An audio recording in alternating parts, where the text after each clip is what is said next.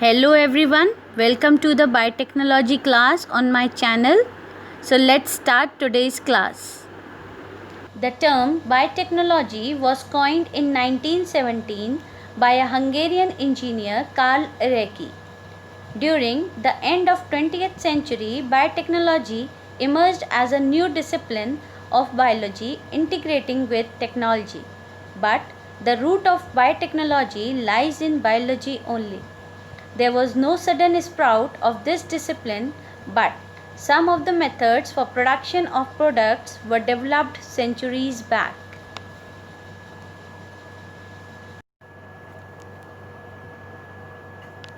Therefore, biotechnology can be defined as any technological application that uses biological systems, living organisms, or derivatives thereof to make or modify products or processes for specific uses. Or, in other words, biotechnology is concerned with exploitation of biological components for production of useful products.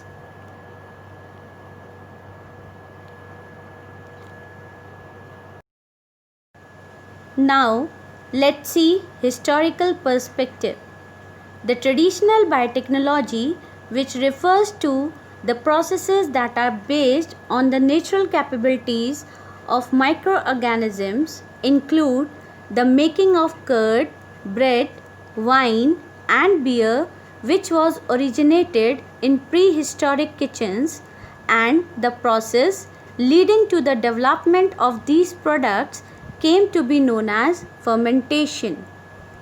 Around 2000 BC, the Egyptians knew that when crushed dates were stored, a pleasantly intoxicating material was produced at first. But if the mixture was allowed to stand for a longer time, it turned sour to yield vinegar. By 1500 BC, the use of germinated cereals, that is malt, for the preparation of beer from bread leaven, that is a mass of yeast on a cereal dough, and the formation of wine from crushed grapes were established as technical arts in Mesopotamia, Palestine, and Egypt. The well-known mummification procedures in Egypt used the technique of dehydration with a mixture of salts, largely sodium carbonate.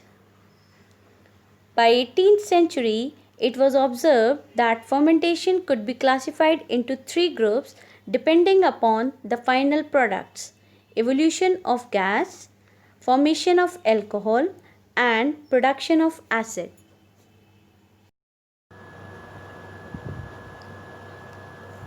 The modern biotechnology is based on the fundamental knowledge of biosciences, and thus it is truly interdisciplinary in nature. That means it is having an interaction with various other disciplines of science. For example, genetics, that is science of hereditary and variations in organism. Next is molecular biology, which is the study of biology at molecular level. Another is immunology, that deals with the study of body's defense mechanism. Next is microbiology, study of microorganisms and their effect on humans. Nanobiotechnology, which deals with the biological and biochemical applications. Biomedical engineering, which deals application of engineering principles and techniques to the medical field. Tissue engineering, study of biomaterials and stem cells to repair or replace body tissue or organ. Chemical engineering, conversion of raw materials or chemicals into more useful or valuable forms with the application of physical and life sciences. Cell biology, study of cells and their interaction with environment. Biochemistry, study of chemical processes in living systems. Bioinformatics, management of biological information with the help of computer technology. Biophysics, application of physical principles and methods to biological problems.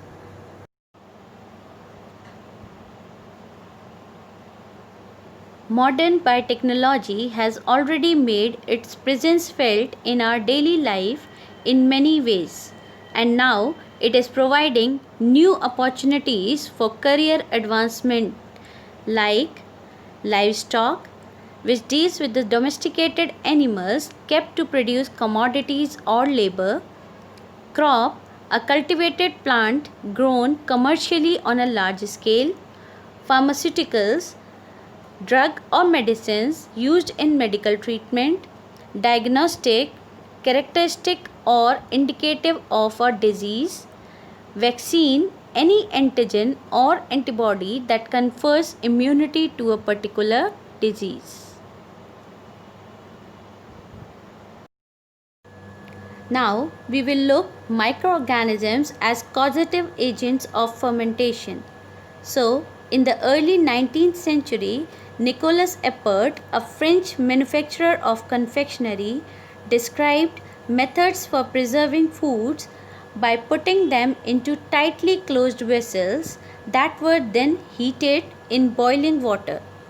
This marked the beginning of the canning industry. Gay-Lussac examined Appert's closed heated vessels and found that they lacked oxygen. This led to the belief that oxygen was not necessary for fermentation.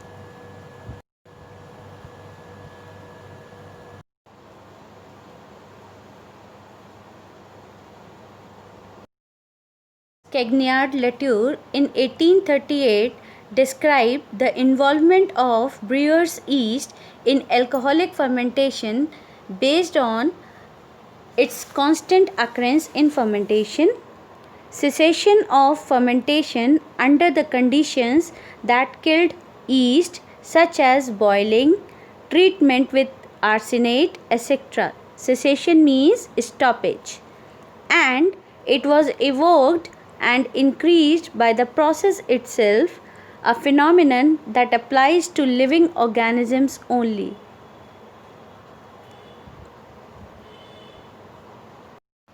In 1857, Louis Pasteur published his first report on formation of lactic acid from sugar through fermentation. It was already known that lactic acid is produced from sugar and that addition of chalk to fermentation mixture markedly increases the amount of lactic acid produced. Using a microscope, Pasteur showed the presence of lactic yeast, which is the agent for the making of curd, and confirmed the presence of L-lactic acid, that is levulactic acid, using a polarimeter.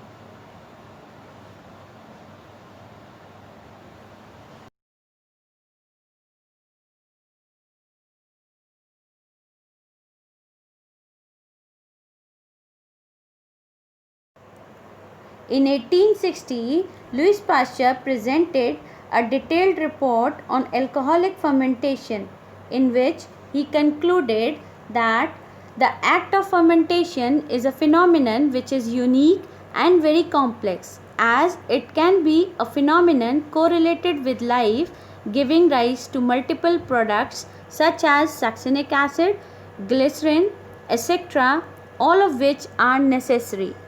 There is never any alcoholic fermentation without the presence of microorganisms. He held the same views on lactic acid fermentation, butyric acid fermentation, fermentation of tartaric acid, etc.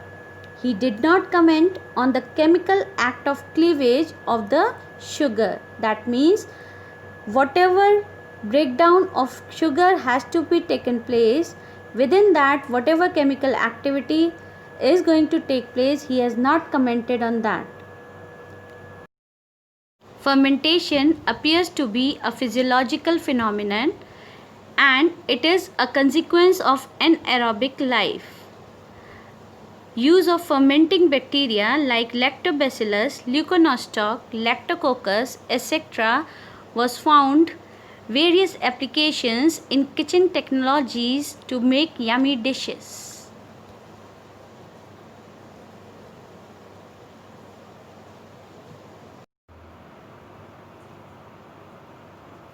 19th century is known for the growth of industries, for example canned food industry, which helped in the preservation of food for a longer time and made them available during off seasons. The fermentation industry, along with the agricultural practices of animal husbandry and plant hybridization, led to the shifting of attention from agriculture to industry. The 20th century is known for the antibiotic revolution. This revolution demanded large-scale production to meet the challenging demand of the health sector. This resulted in a shift from kitchen technologies to large-scale manufacturing in an industrial sector. And this further led to the close interaction between fermentation scientists and engineers from various disciplines of engineering, which gave rise to branches like bioprocess engineering, food science engineering, validation engineering, and environmental management, etc.